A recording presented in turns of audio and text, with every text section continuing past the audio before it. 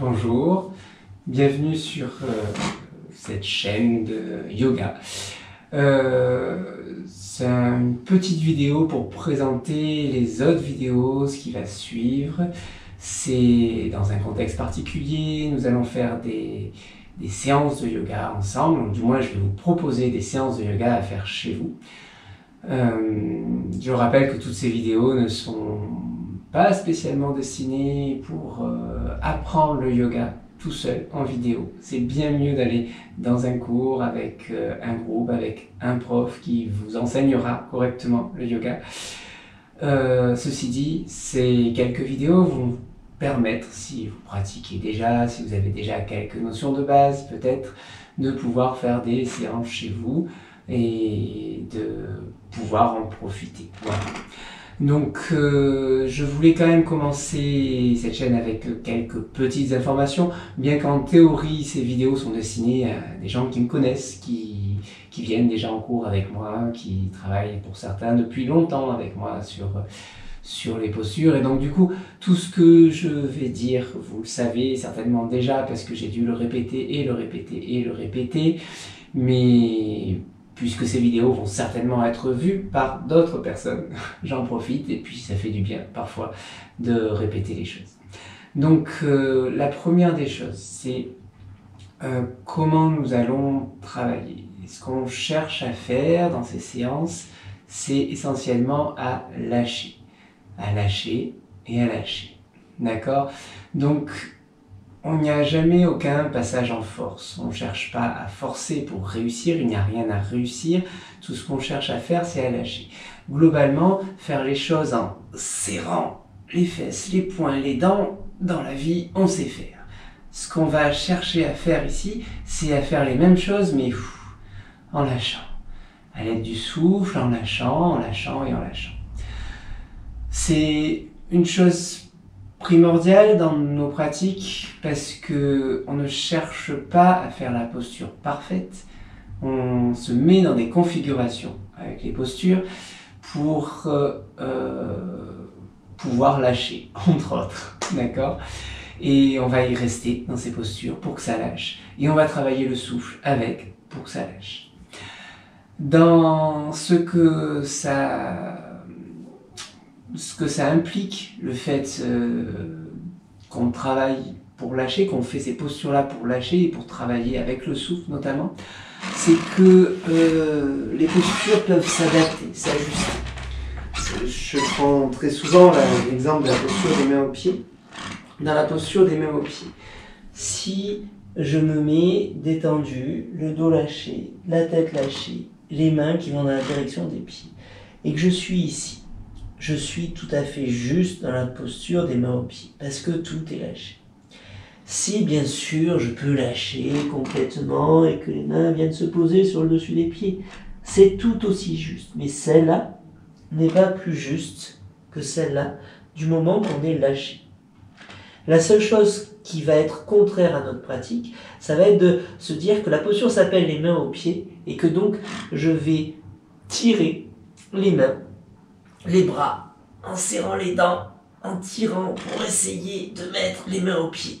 Et je vais tout crisper ici. Là, on sera vraiment à l'opposé du travail qu'on cherche à faire. On cherche à trouver un chemin pour que ça lâche, à trouver un chemin pour que les choses se mettent en place. Et ça se passe ou ça se passe pas. Mais on ne va pas forcer. On va juste mettre en place plusieurs choses. On va mettre en place des souffles, des postures, des contractions, des concentrations. On va mettre en place une visualisation. Et il se passera ce qui se passera. Et tout ce qu'on veut, c'est laisser une empreinte de lâcher. Pas une empreinte de « je contracte pour bien faire ».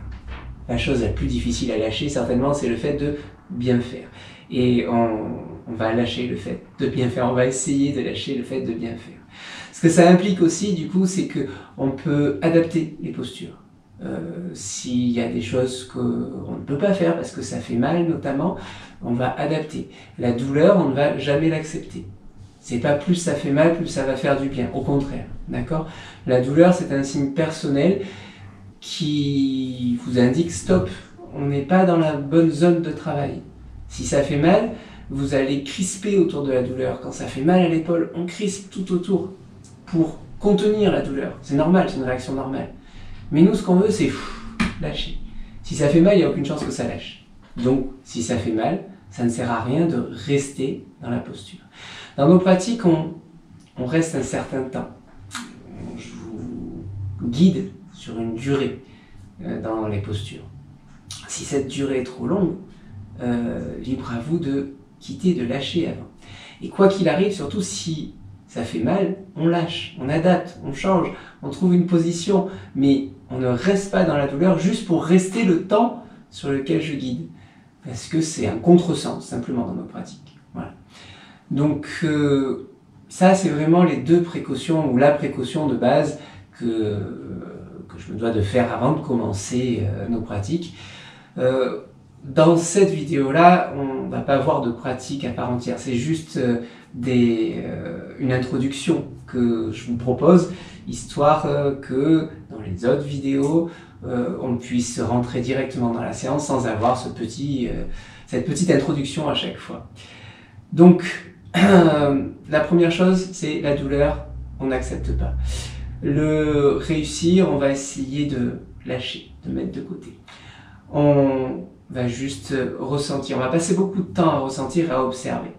La clé, c'est l'observation. On passe autant de temps à observer qu'à être en pratique. Je reviendrai dessus à travers les différentes séances, on en reparlera. Je vous guiderai avec ça, mais c'est un moment très important. C'est pas un moment de repos, les observations sont des moments de concentration. Il est globalement assez facile de rester concentré quand tout est tendu, quand on est dans une posture, tout est tiré ici. Il est beaucoup plus difficile de rester dans l'observation quand on est allongé et qu'on n'a plus de contraintes. Mais c'est ce qu'on va chercher à faire, être présent pendant les observations. Ensuite, je dirais, avant de commencer, je vais parler d'un souffle, parce qu'on le fera à chaque début de séance, ou quasiment à chaque début de séance. On fera beaucoup d'autres souffles que j'expliquerai au fur et à mesure, mais ce souffle Kapalabhati, on va le faire à chaque début de séance. Et comme on va le faire à chaque début de séance, je vais éviter de le réexpliquer à chaque fois.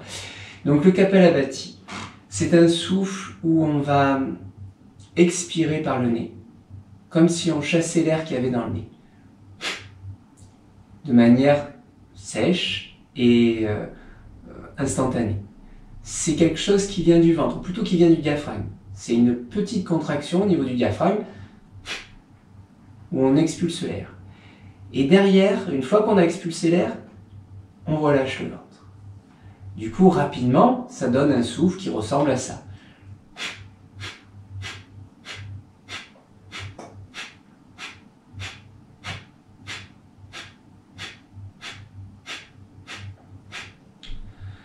On relâche le ventre, il n'y a pas d'effort. C'est un souffle confortable qu'on doit pouvoir tenir sur une longue période. Au début, si c'est la première fois que vous faites un Kapalabhati, généralement le Kapalabhati ressemble plutôt à quelque chose comme... Et puis il n'y a plus d'air. Si vous avez plus d'air, simplement reprenez de l'air et trouvez le chemin. Le chemin, c'est le ventre. Tant que le ventre n'est pas lâché, l'air ne re-rentre pas. On se concentre que sur l'expire dans le Kapalabhati. On ne fait que l'expire. Et quand on relâche le ventre, l'air rentre tout seul. Si le ventre reste contracté, l'air ne rentre pas et on s'étouffe. Donc si on s'essouffle dans le Kapalabhati, si on le trouve fatigant, si on n'a plus d'air à un moment donné, c'est simplement parce qu'on ne lâche pas assez le ventre.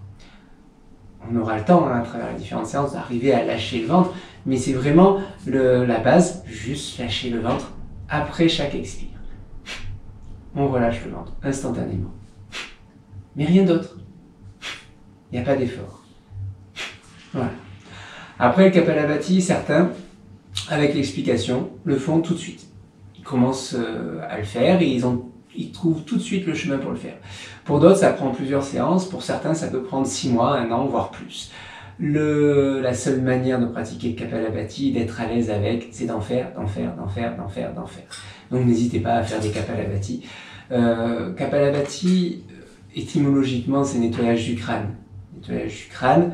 On commence systématiquement nos séances avec le Kapalabhati, Ça nous permet de nettoyer avant de commencer et de pouvoir entrer dans nos séances correctement.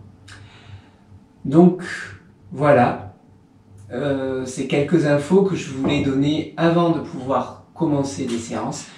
Encore une fois, dans cette vidéo, on ne va pas parler de pratique réelle de yoga. La prochaine vidéo va apparaître très bientôt, juste à la suite de celle-là.